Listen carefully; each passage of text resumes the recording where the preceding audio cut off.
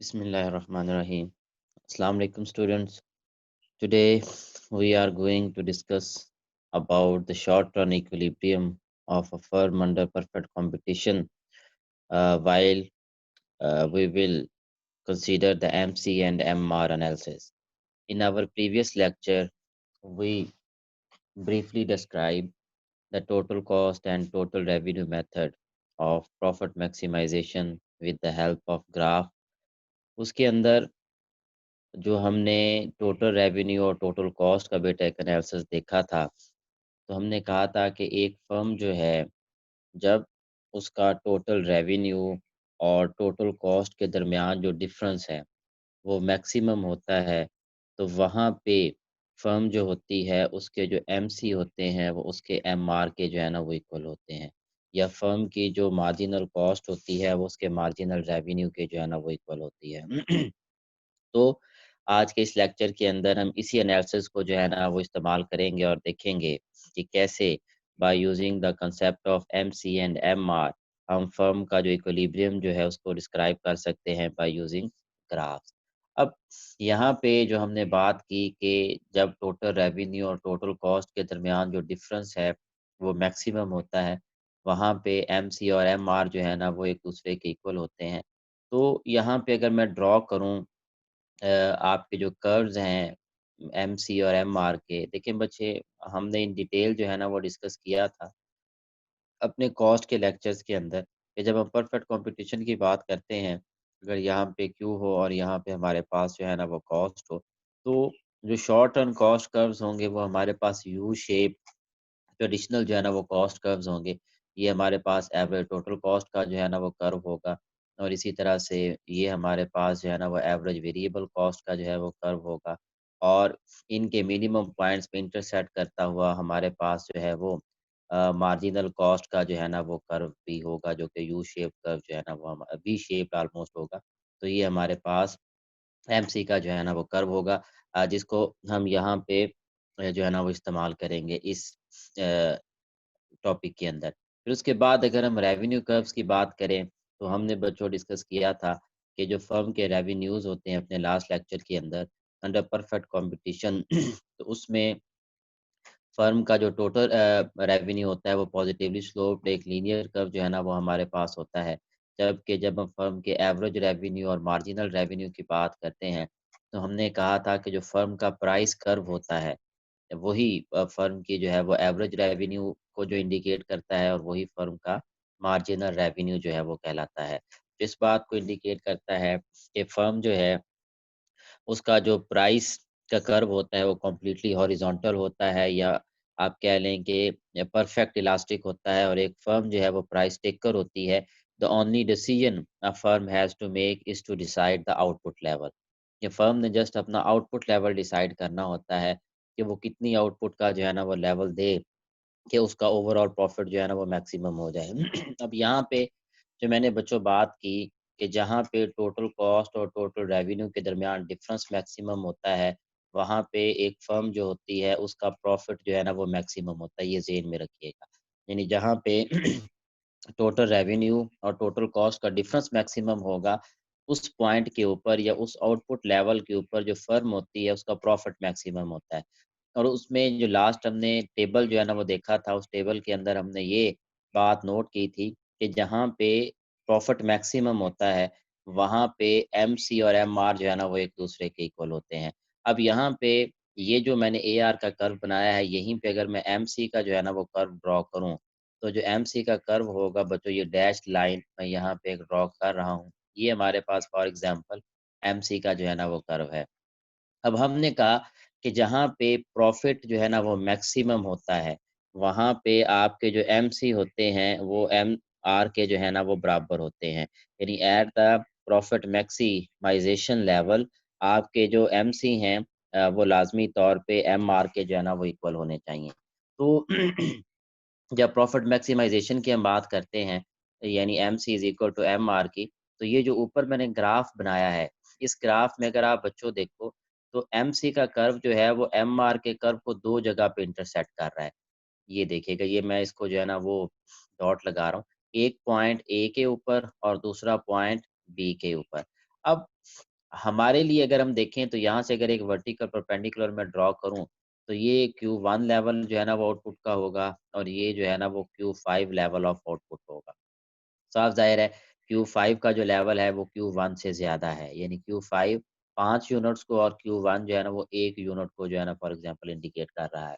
अब हमने कहा कि फर्म का प्रॉफ़िट जब मैक्सिमम होता है, उस वक़्त एमसी जो है ना वो एमआर के इक्वल होता है। अब यहाँ पे जो एमसी का कर्व है वो 2 जगह पे एमआर के इक्वल है। यानी पॉइंट ए की अगर हम बात करते हैं तो यहाँ पे भी एमसी जो है ना वो एमआर के इक्वल है। और जब पॉइंट बी की हम बात करते हैं तो यहाँ पे भी एमसी जो है ना वो एमआर के इक्वल है। तो अब सवाल ये पैदा होगा कि हमारा आउटपुट लेवल क्या होगा? सवाल उभरता है ना हमारे ज़हन में एक। कि अगर पॉइंट ए पे भी एमसी एमआर के इक्वल है, पॉइंट बी पे भी एमसी एमआर के इक्वल है, तो फिर हमें कैसे पता चलेगा कि हमारा जो प्रॉफिट मैक्सिमाइज़ेशन का लेवल है आउटपुट का वो Q1 होगा या Q5 होगा? अब बच्चों ज़रा गौर कीजिएगा इस डायग्राम के ऊपर, तो यहाँ पे अगर आप देखें तो पॉइंट ए से पहले अगर हिस्सा हम एमसी का देखें ना ये वाला पार्ट जो है, तो यहाँ पे आपके मार्जिनल कॉस्ट जो है ना वो गिर रहे हैं, ये देखिए नीचे की तरफ आ रहे हैं, ठीक है? अब पॉइंट ए पे अगर हम देखें आप कह लें कि फर्म की जो कॉस्ट है वो जो है ना वो आप कह लें कि फॉर एग्ज़ाम्पल यहाँ पे एक मैं लेवल ले लेता हूँ बच्चों, यहाँ पे अगर मैं कॉस्ट को इंडिकेट करूँ और पी के साथ पी को अगर फ़िलहाल मैं मिटा देता हूँ, ताकि यहाँ पे जो है ना वो हम कॉस्ट को जो है ना वो देखें। तो कॉस्ट का लेवल फॉर एग्ज़ाम्पल मैं कहता हूँ C1 है। C1 से मुराद ये है कि यहाँ पे जो कॉस्ट ऑफ प्रोडक्शन है बच्चों वो आपको फ़ेस करना पड़ रही है 50,000 मिसाल के तौर पर 50,000 कॉस्ट। अब जब firm Q2 level of output देती है, यानी 1 की बजाय 2 अशिया पैदा करती है, तो उसकी जो कॉस्ट ऑफ प्रोडक्शन है वो 50,000 से गिर के सी नॉट लेवल आ जाता है यानी 25,000 हो जाती है, ठीक है? 25,000 फिर उसके बाद जब वो मज़ीद Q3 लेवल देती है, तो उसकी जो कॉस्ट ऑफ प्रोडक्शन है वो मज़ीद कम हो जाती है और फॉर एग्ज़ाम्पल कम होके 20,000 जो है ना वो हो जाती है। और फिर इसी तरह से जब Q5 लेवल देती है तब जो है ना फिर 50,000 हो जाती है। अब सिंपल सी बात है कि पॉइंट ए जो है ये हमारे पास प्रॉफिट मैक्सिमाइज़ेशन पॉइंट नहीं हो सकता। क्यों? क्योंकि अभी तो कॉस्ट गिर रही है। हम एक जो प्रोड्यूसर अगर आप अपने आप को प्रोड्यूसर की जगह पे रखें, तो आप कभी भी Q1 लेवल ऑफ आउटपुट नहीं देंगे। क्यों? क्योंकि अगर आप Q2 देते हैं तो आपको कम कॉस्ट बियर करना पड़ती है, Q3 देते हैं तो मज़ीद कम बियर करना पड़ती है। तो आप कह लें कि उसी कॉस्ट के ऊपर यानी 50,000 के ऊपर आपके पास 2 चॉइसेस हैं। आप 5 चीज़ें भी पैदा कर सकते हो, आप 1 चीज़ भी पैदा कर सकते हो। तो अगर आप एक रैशनल प्रोड्यूसर हैं बच्चों, तो आप फॉर एग्ज़ाम्पल मैनेजर हैं, आपके सामने कॉस्ट है कि आपके पास ₹50,000 है और उस ₹50,000 से आप 1 चीज़ भी पैदा कर सकते हैं और 5 चीज़ें भी पैदा कर सकते हैं। तो आपका आंसर क्या होगा? सोचें। आपका सिंपल आंसर बच्चों ये होगा कि आप 5 चीज़ें पैदा करेंगे क्योंकि 5 चीज़ें ज़्यादा हैं। लिहाज़ा यहाँ पे एक रिज़ल्ट जो हमारे पास निकलता है, वो ये निकलता है कि जो पॉइंट बी है बेटा ये हमारा जो है ना वो इक्विलिब्रियम लेवल होगा। तो इस हिसाब से हम ये कहते हैं कि ये जो MC is equal to MR वाली हमारे पास एक कंडीशन है ना बच्चों, this is called necessary condition. ठीक है? ये सफिशिएंट कंडीशन नहीं होती, ये एक हमारे पास नेसेसरी जो है ना वो कंडीशन होती है। तो नेसेसरी कंडीशन जो है उसके तहत आपके जो एमसी हैं वो आपके एमआर के जो है ना वो इक्वल होने चाहिए। ठीक है? अब ये नेसेसरी कंडीशन पॉइंट ए पे भी फुलफिल हो रही है, पॉइंट बी पे भी फुलफिल हो रही है। तो जब ये 2 सूरत-ए-हाल हों तो फिर हम क्या करते हैं, फिर हम सफिशिएंट कंडीशन जो है ना वो उसको देखते हैं।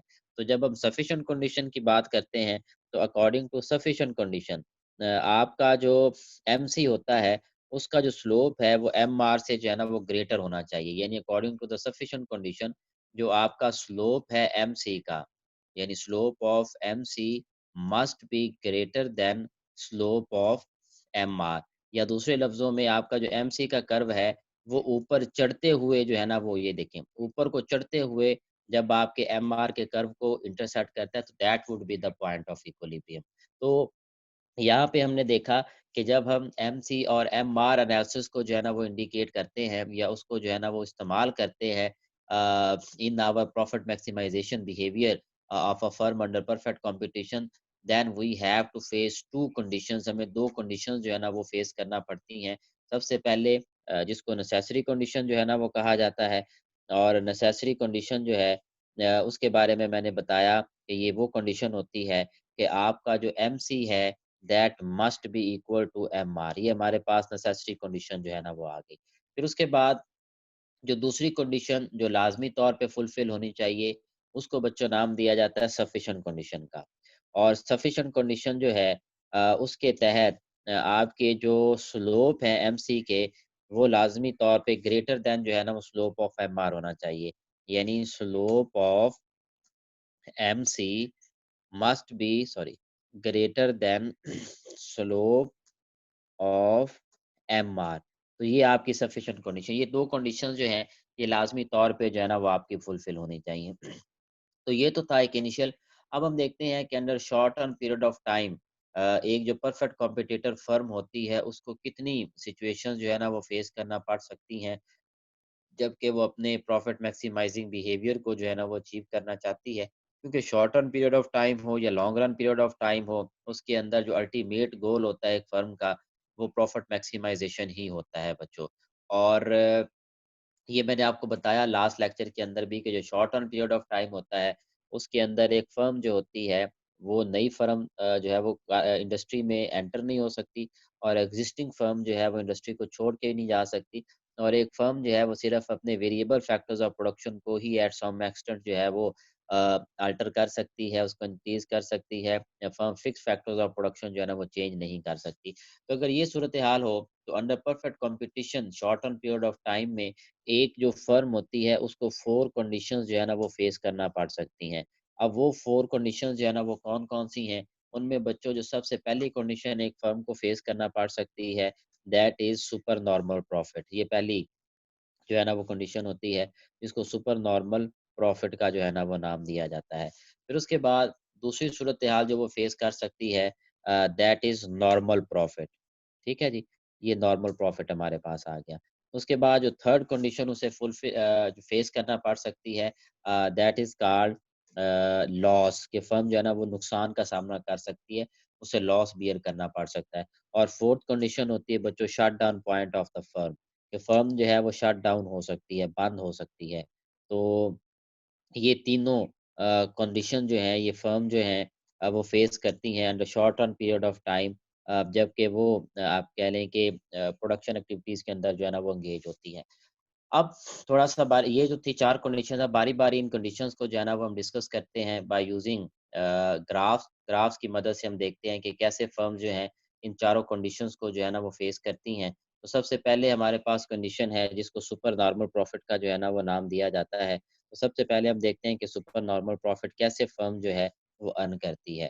तो बच्चों सुपर नॉर्मल प्रॉफिट जो है ये आप कह लें उस वक़्त जो है वो एक फ़र्म हासिल करती है या अर्न करती है जब फर्म का जो एवरेज रेवेन्यू होता है, वो फर्म के एवरेज टोटल कॉस्ट और इसी तरह से जो फर्म का एवरेज वेरिएबल कॉस्ट होता है, उन दोनों से जो है ना वो ज़्यादा होता है। यानी फर्म का एवरेज रेवेन्यू, फर्म के एवरेज टोटल कॉस्ट और एवरेज वेरिएबल कॉस्ट दोनों से जब ज़्यादा हो, तो हम कहते हैं कि हमारी जो फर्म है वो सुपर नॉर्मल प्रॉफिट जो है ना वो अर्न कर रही है। अब अगर इसको मैं डायग्राम की मदद से जो है ना वो ज़ाहिर करना चाहूँ, तो लुक एट दिस ग्राफ। यहाँ पे हमने आउटपुट को लिया हुआ है हॉरिज़ॉन्टल एक्सिस के ऊपर और वर्टिकल एक्सिस के ऊपर हमने प्राइस, कॉस्ट और रेवेन्यू के लिए ये मार्जिनल हैं सारे और एवरेज जो हैं। तो यहाँ पे अगर आप देखिए तो ये आपके पास प्राइस कर्व है, यही फर्म का एवरेज रेवेन्यू का कर्व है और यही फर्म का मार्जिनल रेवेन्यू का जो है ना वो कर्व कहलाएगा।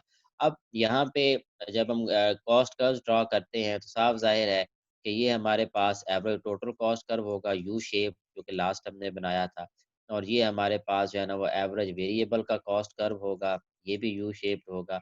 अब इनके मिनिमम पॉइंट को इंटरसेक्ट करता हुआ हमारे पास जो एक कर्व होगा जिसको बच्चों हम मार्जिनल कॉस्ट कर्व का जो है ना वो नाम देते हैं। So this would be our marginal cost curve. ठीक है जी? अब लास्ट हमने बच्चों ये बात बताई अभी जब इंट्रोडक्शन हमने दिया था, तो उसमें हमने कहा था कि इक्विलिब्रियम के लिए जो नेसेसरी कंडीशन है वो ये है कि आपका एमसी जो है ना वो एमआर के इक्वल हो। तो एमसी इक्वल टू एमआर का मतलब ये है कि आपका जो एमसी का कर्व है वो एमआर के कर्व को इंटरसेक्ट करे। तो ये आपका एमसी का कर्व है देखिए मैंने हाइलाइट की जो ब्लू डैश लाइन है। ये जो आपकी लाइन है हॉरिजॉन्टल प्राइस वाली ये देखें एक सीधी लाइन जो है, ये हमारे पास मार्जिनल रेवेन्यू है। तो ये दोनों एक दूसरे को इस पॉइंट पे इंटरसेक्ट कर रहे हैं, जिसको पॉइंट ई का नाम दिया जाता है। अब यहाँ पे अगर आप बच्चों नोट करें, तो इस ये पॉइंट देखें कि एवरेज टोटल कॉस्ट के भी मिनिमम पॉइंट से ऊपर है और एवरेज वेरिएबल कॉस्ट के भी मिनिमम पॉइंट से ऊपर है, जो मैंने यहाँ पे लिखा है। फर्म का एवरेज रेवेन्यू जो है वो average total cost, average variable cost से ज़्यादा होता है। तो हम क्या करेंगे, हम यहाँ से जो है ना वो एक परपेंडिकुलर नीचे की तरफ ड्रॉ करेंगे और जब परपेंडिकुलर नीचे की तरफ ड्रॉ करेंगे तो ये हमारे पास आउटपुट लेवल आ जाएगा क्यू स्टेरिक। ठीक है जी। अब यहाँ पे अगर हम देखें तो ये जो नीचे की तरफ हमने कर्व गिराया है, ये जो एक परपेंडिकुलर ड्रॉ किए, इस परपेंडिकुलर ने इस एवरेज टोटल कॉस्ट के कर्व को इस पॉइंट ए के ऊपर इंटरसेक्ट, इसको मैं पॉइंट ए कह देता हूँ। इस पॉइंट ए से जब हम एक हॉरिजॉन्टल परपेंडिकुलर ड्रॉ करते हैं, तो यहाँ पे एक पॉइंट हमारे पास सी आ जाता है, जिसको मैं अपनी तरफ से, आप बी का भी नाम दे सकते हैं, आपकी अपनी मर्ज़ी है। अब ये बच्चों हमारे पास टोटल डायग्राम है। अब ज़रा गौर से समझिएगा, मैं बताना चाह रहा हूँ कि फ़र्म के रेवेन्यू कितने होंगे, फ़र्म की कॉस्ट कितनी होगी और फ़र्म प्रॉफ़िट कितना अर्न करेगी। Be attentive. अब देखिएगा बच्चों कि ये आपका रेवेन्यू का कर्व है, ये वाला। मैं इसको थोड़ा-सा इसके साथ-साथ ब्लू जो है ना वो लाइन लगा देता हूँ, ये देखिए। ये आपका रेवेन्यू का कर्व है। तो यहाँ पे अगर आप देखें तो इतना फ़र्म जो है, इतना एरिया फ़र्म का रेवेन्यू है। ये जो मैंने ब्लू लाइन यानी ओ से लेके पी तक, ये जो ए ओ से पी जो वर्टिकल डिस्टेंस है ना बच्चों, ये आप कह लें कि एक किस्म का फर्म का जो है ना वो रेवेन्यू है, ठीक है? अब अगर फर्म की कॉस्ट हम देखें तो ज़रा गौर कीजिएगा। ये देखें ये सी लिखा हुआ है, ये इतनी ओ से सी तक ये फर्म की जो है ना वो कॉस्ट है, ठीक है? क्योंकि ये देखें ना ये कॉस्ट ऑफ प्रोडक्शन का कर्व है जहाँ से मैंने ये ड्रॉ किया है। तो फर्म की ये जो वर्टिकल डिस्टेंस है, ये क्या है? ये ओपी वर्टिकल डिस्टेंस जो है बच्चों ये फर्म का रेवेन्यू है, ठीक है जी? इसको मैं यहाँ पे लिख देता हूँ। और इसी तरह से जो हमारे पास जो दूसरा डिस्टेंस मैंने अभी कहा ओसी, तो ये जो ओसी डिस्टेंस है वर्टिकल डिस्टेंस जो है, ये क्या है? ये बच्चों फर्म की कॉस्ट है या फर्म की कॉस्ट ऑफ प्रोडक्शन है। तो अब साफ ज़ाहिर है कि जो फर्म का रेवेन्यू है, वो ओपी है और फर्म की कॉस्ट जो है वो ओसी है। तो अगर इतने हिस्से में से ये वाला हिस्सा हम माइनस कर देते हैं, तो बाकी ये वाला जो मैं लाइनें लगा रहा हूँ, ये वाला हिस्सा जो है ये फर्म का जो है ना वो सुपर नॉर्मल प्रॉफिट जो है ना वो कहलाएगा। लगी समझ इसकी? तो सुपर नॉर्मल प्रॉफिट का एरिया क्या होगा? सी ए, ये देखिए सी ए ई, ये मैं साथ-साथ सर्कल लगा रहा हूँ और पी, ये फर्म का जो है ना वो सुपर नॉर्मल प्रॉफिट जो है ना वो कहलाएगा। लगी समझ इसकी? उसके बाद जो दूसरी कंडीशन एक फर्म जो है वो फेस कर सकती है under perfect competition short on period of time में, वो बच्चों है नॉर्मल प्रॉफिट कि एक फर्म जो है वो नॉर्मल प्रॉफिट जो है ना वो अर्न कर सकती है। अब हम देखते हैं कि जो नॉर्मल प्रॉफिट होता है वो फर्म जो है ना वो कैसे जो है ना वो अर्न करती है। तो यहाँ पे अब हेडिंग देते हैं नॉर्मल प्रॉफिट की। तो नॉर्मल प्रॉफिट की जब हम बात करते हैं, let me draw the diagram. मुझे डायग्राम जो है ना वो ड्रॉ करने दें। उसमें हम देखते हैं कि कैसे नॉर्मल प्रॉफिट जो है ना वो अर्न होगा। यहाँ पे आउटपुट लेवल है हमारे पास और इधर हमारे पास जो है ना वो प्राइस है, इसी तरह से रेवेन्यू है और फिर हमारे पास कॉस्ट आ जाती है। तो ये उसी तरह से हमारे पास प्राइस का कर्व है, यही कर्व हमारे पास एवरेज रेवेन्यू का है और यही कर्व जो है ना वो हमारे पास मार्जिनल रेवेन्यू का जो है ना वो कर्व कहलाता है। अब यहाँ पे मैं ड्रॉ करता हूँ आपके टोटल कॉस्ट कर्व और इसी तरह से वेरिएबल कॉस्ट कर्व। तो ये देखिएगा, ये आपका एवरेज टोटल कॉस्ट का कर्व है और ये आपका जो है ना वो एवरेज वेरिएबल कॉस्ट का जो है ना वो कर्व है और इन दोनों को इंटरसेक्ट करता हुआ हमारे पास जो है ना वो एक कर्व होगा, जिसको जो है ना वो हम मार्जिनल कॉस्ट के कर्व्स के नाम से जो है ना वो जानते हैं। तो ये हमारे पास मार्जिनल कॉस्ट का जो है ना वो कर्व कहलाएगा। ये थोड़ा-सा राइट साइड पे होगा, ये ज़हन में रखिएगा जैसे मैंने ये बनाया। तो यहाँ पे भी देखिएगा बच्चों, ये हमारे पास एमसी है, ये हमारे पास एमआर है और ये दोनों यहाँ पे एक-दूसरे को इंटरसेक्ट कर रहे हैं। तो यहाँ से परपेंडिकुलर जब हम ड्रॉ करेंगे, तो ये हमारे पास Q asterisk level of output होगा। अब देखिएगा, हमेशा बच्चों याद रखना कि जो कॉस्ट की डिटर्मिनेशन होती है ना कि कितना खर्चा होगा, वो टोटल कॉस्ट पे होती है, वेरिएबल कॉस्ट पे नहीं होती। क्योंकि वेरिएबल कॉस्ट जो है वो टोटल कॉस्ट के अंदर शामिल है। तो यहाँ पे अगर हम देखें, तो ये जो वर्टिकल डिस्टेंस है ओपी, ये वर्टिकल डिस्टेंस जो है ये बच्चों फर्म का रेवेन्यू है, ठीक है? और यही फर्म की कॉस्ट भी है, यानी ये जो वर्टिकल डिस्टेंस ओपी है, अब यहीं पे फर्म की कॉस्ट भी है। कैसे? क्योंकि ये देखें कॉस्ट भी का कर्व भी जो है ना वो यहीं पे इंटरसेक्ट कर रहा है। तो फर्म का रेवेन्यू भी इतना है और फर्म की कॉस्ट जो है वो भी इतनी है। तो इसका मतलब ये है कि अगर रेवेन्यू में से हम कॉस्ट को माइनस करते हैं, ओपी में से ओपी माइनस करते हैं, तो बाकी क्या रह जाएगा? ज़ीरो।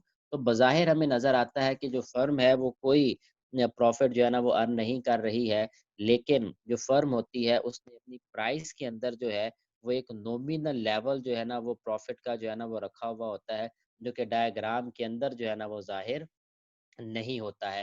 तो लिहाज़ा यहाँ पे जो एक फ़र्म होती है वो नॉर्मल प्रॉफ़िट जो है ना वो अर्न कर रही होती है। तो यहीं तक था हमारा आज का लेक्चर जिसके अंदर हमने पहली 2 कंडीशन जो है वो सुपर नॉर्मल प्रॉफ़िट और नॉर्मल प्रॉफ़िट की जो है ना वो डिस्कस की।